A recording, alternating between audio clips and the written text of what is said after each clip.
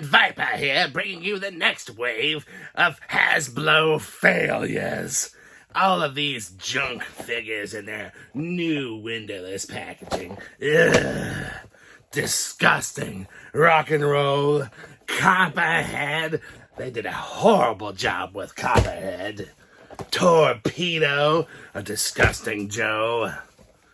Shipwreck. The worst of the lot. Now, on to what I hope to be standing up to Cobra standards. Scrap iron. With blast effects. Is that the only selling point that Hasbro could come up with? Terrible. What a putrid pile. The brand new G.I. Joe classified rock and roll figure. This is what... The brand new G.I. Joe classified rock and roll figure. This guy is probably going to be my favorite out of this wave just because I always liked rock and roll quite a bit, and they did what I like about the classified line. They don't do this with all the figures, but they took the classic styling and gave it a nice modern update. Let's break them open and check them out. These figures aren't due to be released in the US until sometime, I think, in September.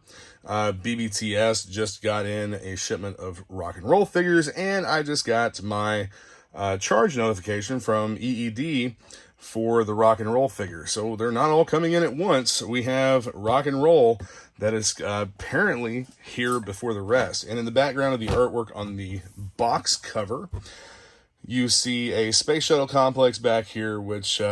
could be seen as like either the Defiant complex or the Crusader space shuttle. But the artwork on the boxes has changed.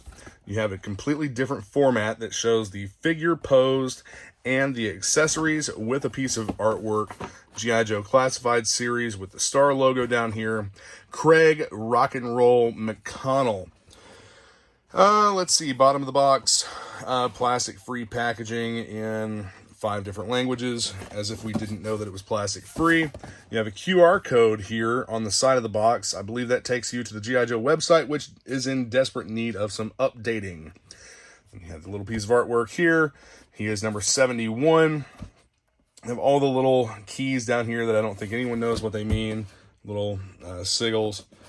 On the back of the box, you have the figure with the accessories, and over here you have a detail of some of the paint apps, the tattoos on one of his arms, and I'm not sure exactly what this is really supposed to be showing other than the crossed ammo belts and the backpack hole on his back.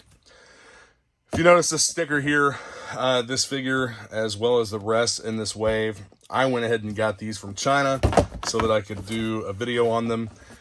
Here on the spine of the box, they have put the artwork on the same side as the figure number, which they had not previously done.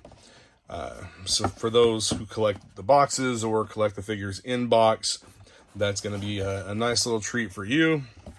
If Hasbro decides to go back to window boxes, that could totally change everything. Now, they could use this box format and make it a window box by just putting the plastic window right here where you see the figure. And this does appear to be a digital render of the figure. I don't think this is an actual photo, but that's one way that they could make a change to these existing boxes, just so that we don't end up with a third different type of box for these figures. Just put a window right here so that you see the figure like this. I think that would work out perfectly fine. Also, something a little bit new that they're doing here. In the cardboard tray, you see they have a black and white piece of artwork here of the figure, or of the character. So, we have all of that. Plus, we have the foot locker with Rock and Roll's name, number 71, the G.I. Joe logo. It would fit in the box right here. And the figure tray goes right next to it, like so. But yeah, I think that they could make a window box with these pretty easy. This might be what we end up with in the near future. Let's get into the accessories first. Let's get into Rock and Roll's accessories. The first thing that I notice is that they have included a piece of cardboard for stabilization on his machine gun.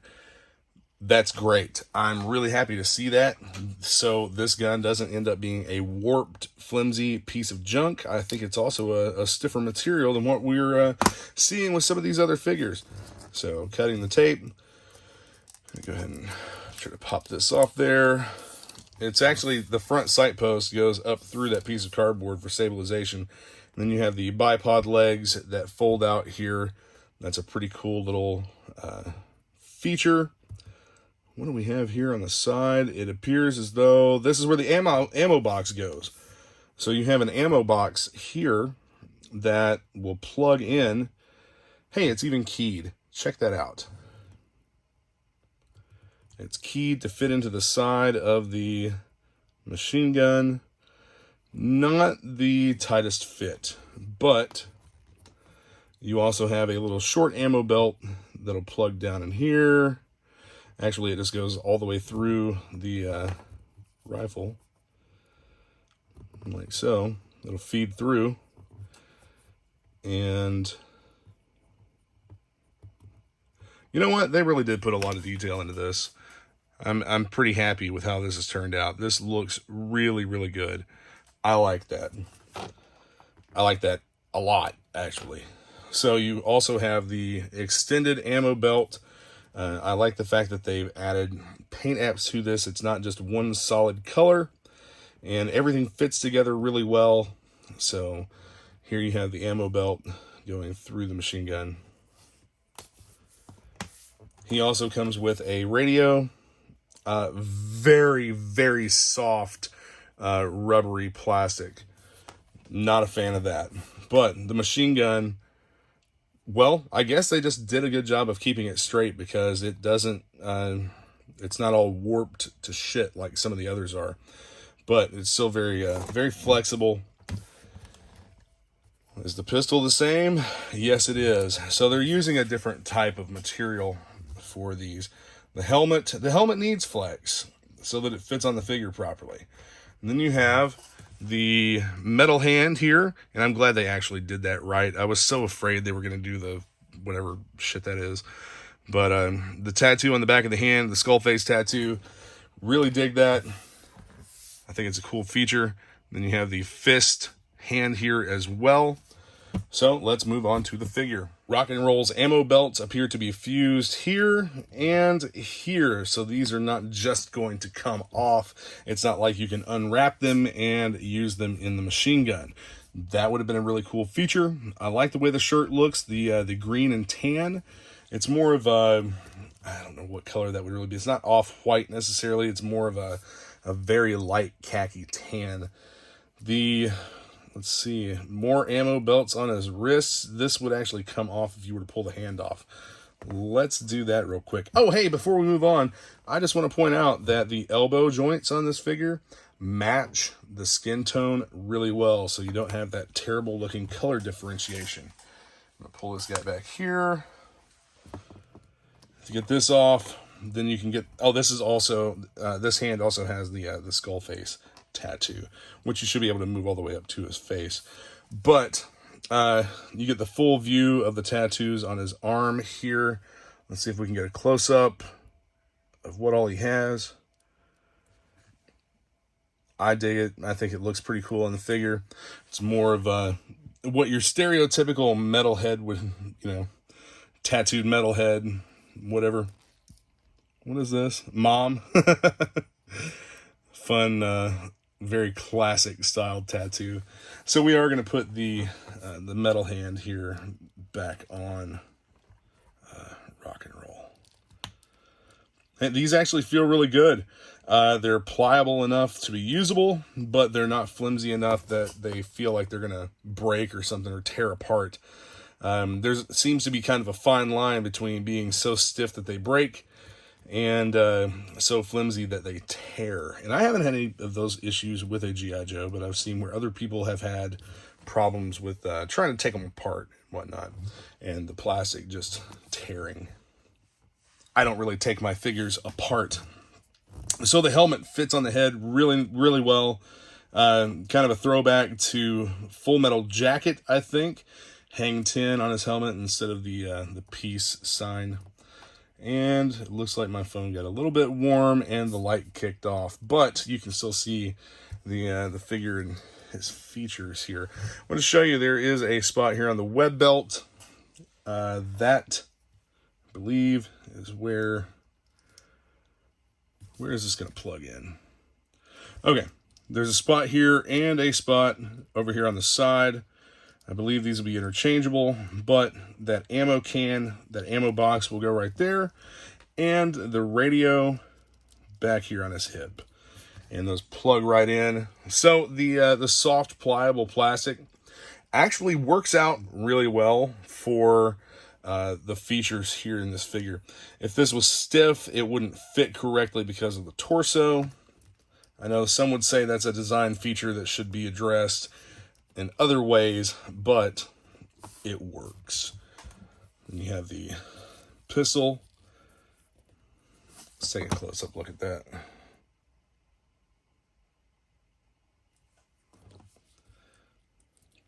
I actually like the fact that the web gear is a softer material. Makes it easier to move around if need be. Over here you have, I'm assuming that's like an IFAK or something. Ammo belt. Let's see. I don't think that actually goes on the figure. It would just go onto the machine gun, which this hand here, nice and pliable to the point of being workable, and joints aren't super stiff or anything, so that's good.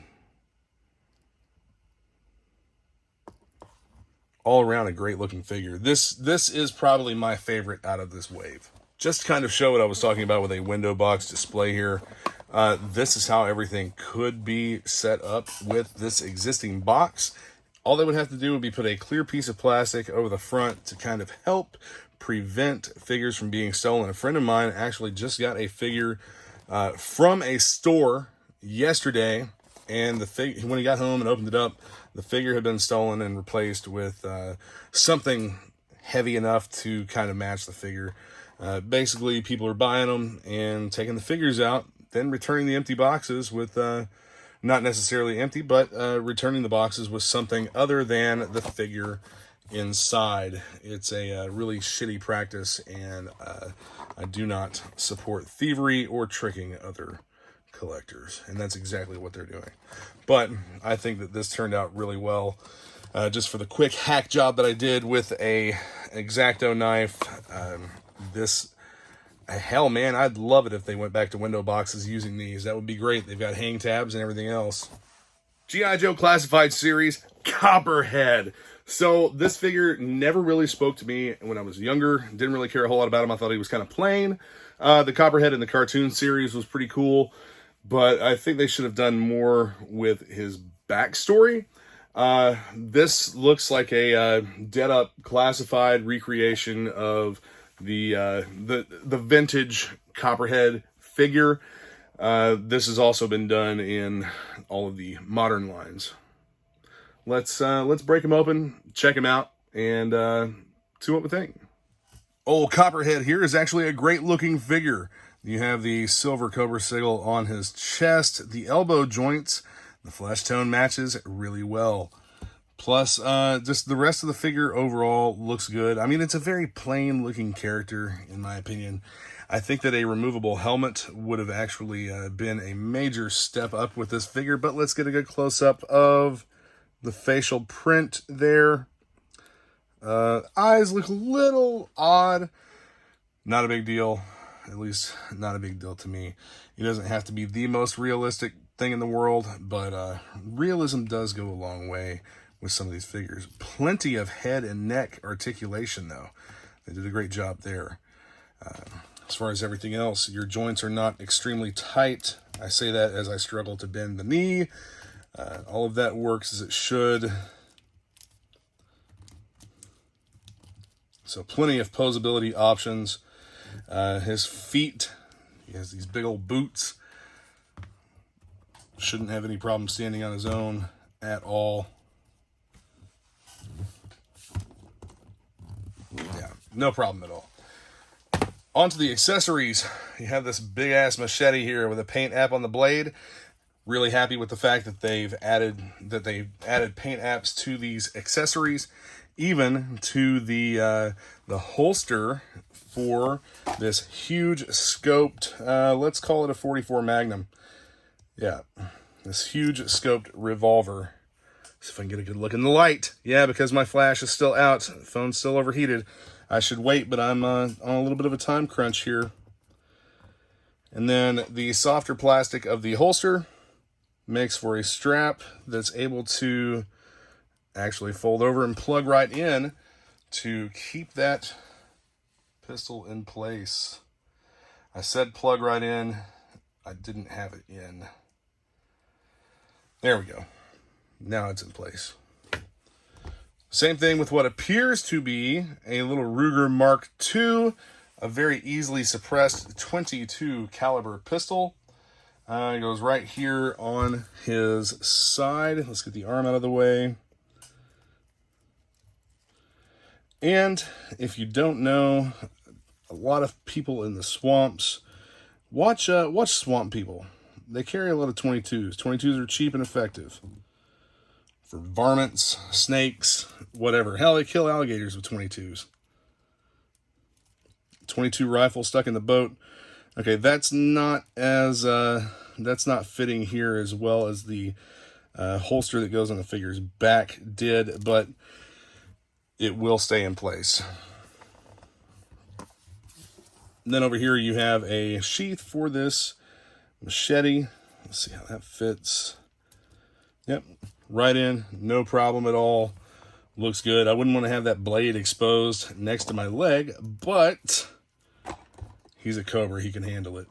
And then plugs right in there. There we go. There he is, all geared up. And the web gear is of course a softer material. The belt appears to be fixed to his side over here. I'm not exactly sure if it's glued or if it's on the I've seen some people call these a diaper for the crotch of the figure for the waist. But you've got this this cool skull with what appears to be tentacles behind it. We doing hentai Cobra? What are we doing here? But the web gear is soft enough to be movable and pliable. Now I'll show you the tray for the figure. You have that same artwork style that Rock and Roll had. And I'm going to do the same thing with this one. I'm going to make my own window box here and reuse one of these little non-plastic ties, these little paper ties, to secure the figure into this and just, see what it looks like. G.I. Joe Classified Torpedo, brand new. This figure looks to be more of a classified recreation of like the modern Torpedo figure, the retro styling with some very minor modern updates. He is number 73. Checking out the artwork to the box for Torpedo, you have the Worms of Death there in the background as a little Easter egg, accessories, the posed figure, and I believe that's digital render. A little bit of artwork here, and on the side he is number 73 with a piece of artwork over here as well. And you have the QR code, same as the other boxes. We'll put that aside and actually look at the figure itself. The figure looks fantastic. I think they did an excellent job on the head sculpt. Otherwise, it is the same color scheme as the classic Torpedo, that black and gray, the Navy diver. You have the dive knife here in a sheath on his leg. That was actually not in there, but I checked out some of the accessories first before starting this section of the video. You have his depth gauge over here. This would come off if you remove that hand. Let's take a look at the accessories. You have the dive pack here, and like I said, I took a look at them beforehand, and I've already plugged these in, but the nice pliable plastic for the mask, as it should be. This will fit really well over the figure's head and face. It covers up all of the flesh tone painted area, so it looks more natural. The backpack actually plugs in and fits really well on the figure's back. If I can do it, did it a minute ago, get it lined up right. So the mask on and the hoses plug in right here into the dive pack. And again, let's adjust this a little bit here. And as you can see, that's what I was talking about with it covering all of the flesh toned areas, which is how I think it should look. So there's a lot of attention to detail in this figure and in this wave. You have the removable magazine for what appears to be a SIG type PDW little machine gun, almost like the SIG MCX. The spear gun. The problem I have with the spear gun is the fact that it's the very soft plastic and it's warped all to shit. That's actually fixable, but it shouldn't have to be. So this should be straight. I'll end up heating this up, straightening it out, letting it cool into position, and it should be fine. Your swim fins, however, are the soft pliable plastic, as they should be. They are labeled inside for right and left. So these should go on fairly well, and it just kind of hooks around the back of the foot there. I think they did a good job with the swim fins and the mask definitely being made out of this material. It seems like things are, with this wave at least, that things are working out much better for the G.I. Joe Classified line. I think that the Falcon wave might have been a little bit of a misstep, or just trying to get used to some of the new materials, the new packaging and whatnot, because we are now in our third iteration of the G.I. Joe Classified packaging. I'm not sure exactly what they're going to do if they go back to window boxes, but yeah, whatever. I showed you what I did with Rock and Roll. Something like that would be totally acceptable to me. But this figure, Torpedo, he looks absolutely fantastic. I think they did a really, really good job with Torpedo and his accessories. G.I. Joe Classified Series Shipwreck, the brand new wave, new box art. As you can see here, there is a bicycle from one of the classic PSAs. I was a little bit iffy on this figure because the head sculpt looked a little weird in the renders and in the photos that I had seen of the figure.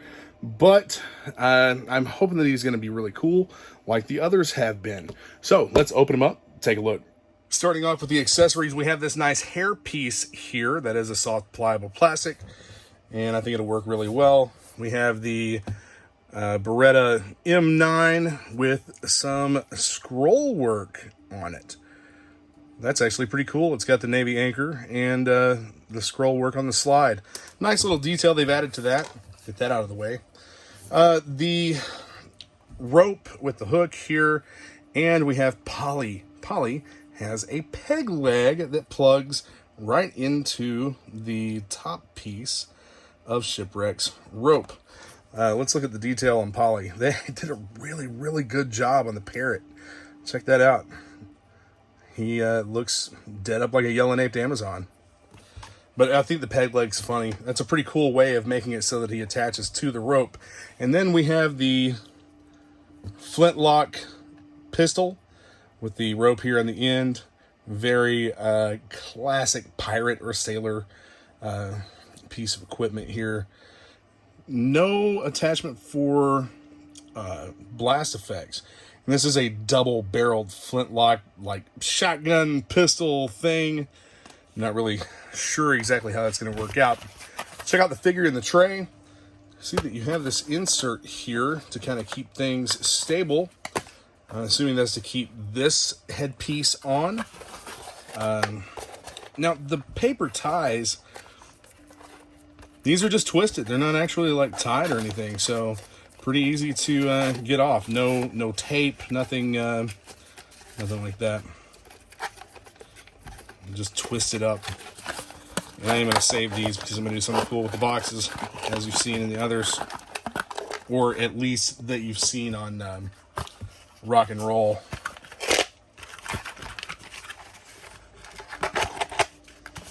Nice piece of artwork there in the tray behind the figure. They really have added some cool details to the new boxes. And Shipwreck is number 70, by the way. Let's take a close-up look at the figure here. You got the chest hair sticking out. I noticed they didn't paint hair on the arms. The elbow pieces match really, really well. I'm glad to see that's fixed with this wave, at least. Some good paint apps on the pants. You've got that worn denim look with the boot cut denim jeans. And of course he has his tactical boots. You've got a holster here on the leg, and you've got a holster back here for the flintlock. You also have a hook here where the grappling hook can hang on his side. The flintlock, we'll see how well that fits in. So the trigger guard's exposed. I don't really care for that look, but it still works well. And the Beretta right into the holster over here. Perfect fit. And this will accept a suppressor, such as the one that came with a couple of the Snake Eyes figures. Let's see what's under the head. So the hair and the hat, everything is one piece. Get a good close-up look of that. And you can see the head, the way that everything's going to attach to it.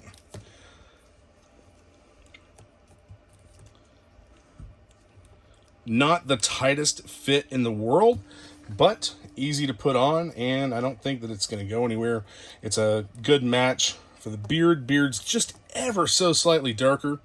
So, close-up of that face and the head sculpt, I actually like it. I wasn't too sure about it early on, but I think they did a good job with the sculpt. I've noticed with this wave of figures, the faces look very much different from the last wave that we got. The wave with Falcon and CoverGirl. Just some of the CoverGirl's face sculpt was okay. Falcon's was just weird. Let's see if we can get this on here. Get the rope around him. And we'll go back to the regular sailor hat, and we're going to affix poly to the rope. I love this. I think this is freaking awesome. I really do like the look of this figure with all of the accessories and everything. They did an awesome job on Shipwreck. He's a good-looking figure. Not really much updating to do from the classic or modern versions on this type of figure with the sailor outfit. I'm gonna say they knocked it out of the park with him, just with his accessories and everything. I think that he's a great figure, and there's plenty of movement down here in the legs. Everything matches up real well. There's not a whole lot of bad color differentiation, which is what I was afraid of before I got these in hand. But anyway, there you have Shipwreck. Let's move on to the next one. G.I. Joe Classified Series Scrap Iron. So the artwork on the box looks really cool. There's also Easter eggs on all of these boxes, and we'll get into those as we go through, the ones I know at least. This figure is part of their what Lenny called world building, and the blast effects will work for other figures across the line. They'll fit the weapons and whatnot. But you have a really cool update to the little missile pod here. It's basically like a little tank, or a little like a pack rat, or like a robot vehicle. So I think that they did a pretty good job with giving Scrap Iron a modern update, especially to the head sculpt without the helmet. Let's break him open and check him out. Scrap Iron does come with tons of accessories. That footlocker feels pretty heavy with those blast effects. You have the drone and the figure here in the tray. I'm going to go ahead and take the figure out and the drone so that we can get a good look at the artwork on the back of the tray liner. Taking a look at the figure first, check out the burn detail on his face. Whoever did this head sculpt did an awesome job. I think this figure looks amazing. I love what they've done with him. He's very classically styled. The chest rig, you've got 3 paint apps here. You've got the gray buckles, the black, and of course you have the brighter red down here on the back. You know what? They could probably retool this and use it for a Flash type figure. You have a holster here on the leg, and that's pretty well. He's got a belt as well that actually connects to the web gear. Actually comes down to drop leg pieces here on his leg. I'm not sure what is going to go in or on this piece here, but everything looks great with this figure. You know what? I think that they actually used a lot of new molds for this wave. Again, color differentiation is tremendously better on this wave of figures than what it has been on previous figures with the elbow joints and with the knee joints. As you can see here, like, it matches up really well. Even if they use a different material, they've gotten the color right on this wave of figures. Man, that head sculpt looks awesome. Check out the hair. And of course the scarring on his face and the side of his head here. And they made him blind in one eye. Yeah, I think they did a great job on him. Just looking at the artwork here in the tray, you see Scrap Iron with the control for his drone. A very evil, angry look on his face. Here we have the Keltec CP33. This is a 33 round, 22 long rifle tactical pistol that will accept a stock. It has a full rail down the top. Look it up online. It's a pretty cool gun.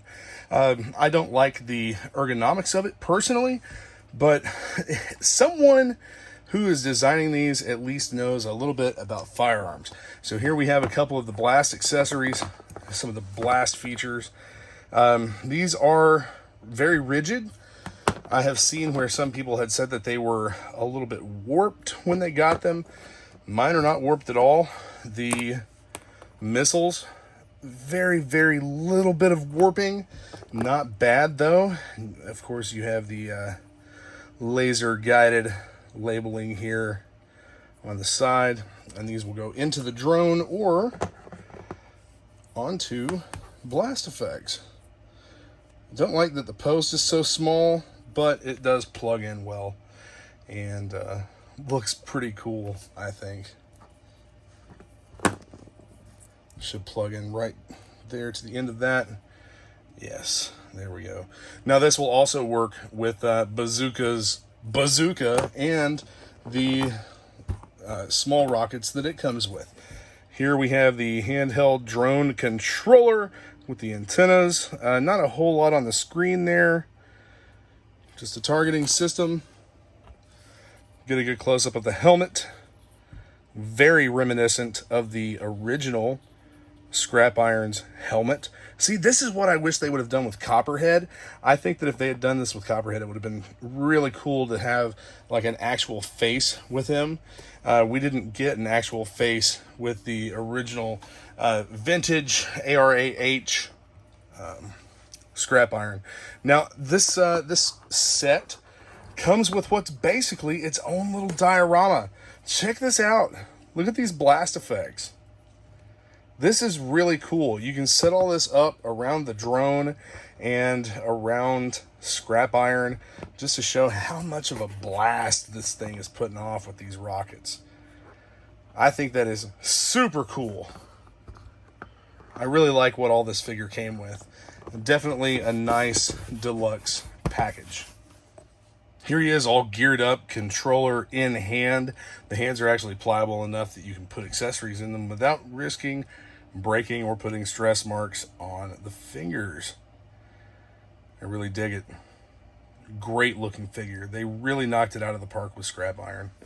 Now what everyone's been waiting for, the drone itself. So one of the things I want to point out is that there is no articulation here in the treads, in the tracks. It would have been awesome if they would have added articulation points here, here, and here, maybe here, so that this could be movable, posed in different ways. What you have is a ball joint on either side of this connecting piece here in the middle. The treads are made of a different material than the outer shell of the drone tracks. They feel like they should move, but they do not. To me, this is not a big deal because this is something that you're going to be setting up. We're all adults. We're 40-something-year-old men. It's not like we're going to be out here rolling these around in the carpet and vrooming around. I don't really see that wheels or movable treads are necessary on this. It would have been a really cool feature, though. They did put a lot of work and a lot of effort into making this look cool. Here you have a socket for this ball joint. Here, the drone will basically pop on there. I'm not going to pop it on because I'm going to stick it back in the box for the time being, but you have some nice paint apps here on the front for, like, I would assume the targeting system, and you have paint apps here on the back. And here, let's see, that's a Mars Industries logo, looks like. Piezoelectric. I don't know what piezoelectric is, but we should look it up. This is anti-tank. So, this is the drone. This is what it looks like. And this is completely articulated. I like the fact that this moves around a lot. It's anti-tank. It's not anti-aircraft, so it's not going to aim up into the air. Let's see what these look like inserted. There we go. Now it's loaded up with its payload. Let's use a couple of the blast effects, see what that looks like. So the blast effects are heavy. They will weigh this down. If I had it fully attached, it would probably set pretty well. But the back end of the blast effects have a post that plugs in inside of the drone. So they're not going to, they're fully suspended. They if they're straightened out, they shouldn't be rubbing on the edge or anything, rubbing on the sides of the launcher there. But like I said, this is anti-tank. It's not meant to be... Oh, well, I guess okay, cool. I unintentionally went ahead and attached that. I'll have to pop it off. But it's fairly stiff. You do have a decent amount of articulation here, especially if you turn it around. The longer parts of the tread in the back, I don't think that really matters, honestly. You've got red lights back here. Could be brake lights, whatever. But, like I said, it's decently stiff. Let's go ahead and load this up and see if it will stay up on its own. And it does. It does stay up on its own. That's pretty cool. There's enough friction with that ball joint that with one loaded up, it works. Let's try the second one. That plugged in there. Yeah, absolutely. There's not really any droop or anything to it. Let's get this turned around so it's more straight. There we go. The drone looks awesome. This is a really cool little piece here. You can set the blast effects up around it.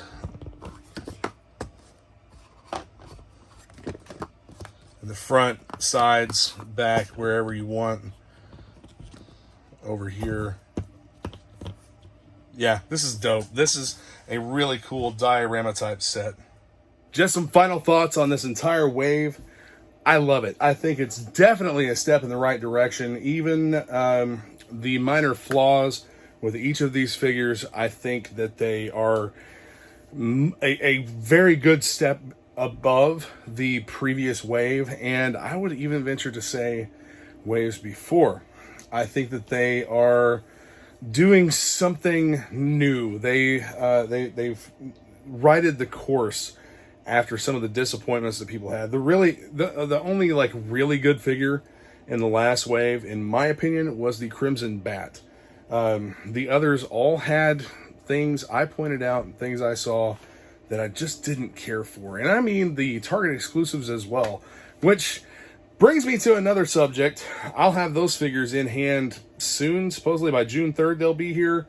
The Python Patrol Crimson Guard and the Tiger Force Dusty. I have some of those coming from China.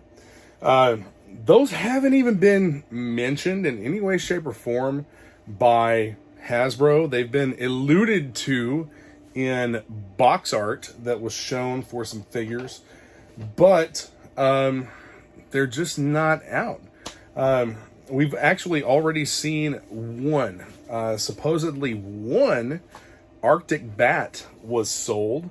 That would have been part of this wave. It's supposed to be, I've heard, an Amazon exclusive that's coming. We are rolling up on JoJo June, and I know there's going to be a ton of content. There's going to be Instagram live feeds, most likely, much as there was last year.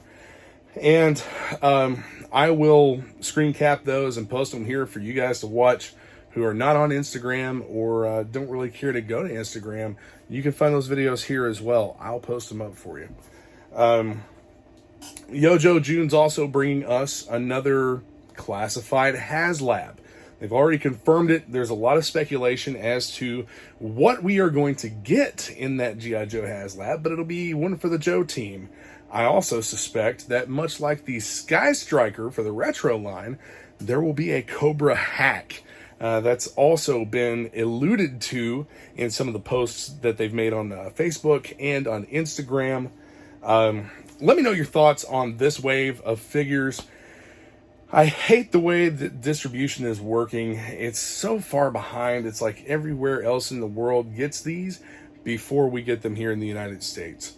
These have been out for weeks in China, in stores, on shelves, and that's where I got my wave. My wave came from Hong Kong, but I have all these on order. I have stock orders for each one. I've drastically reduced my stock orders to basically just whatever I have to buy to get the price breaking for best tier pricing. It seems like things have slowed down a little bit, and I'm sitting on a little bit of inventory. It's just slow moving, and I think that not to get too far into it, but I think that the economic situation we're facing right now has a lot to do with that, because I'm hearing the same thing from a lot of other retailers and business owners, not just in toys, but just that things have slowed down quite a bit. So be sure to like, subscribe, comment, share, engage in discussion about this wave. And thank you for joining in the Island Viper as we went through this wave of figures. All right, guys, Yooo Joe and Cobra!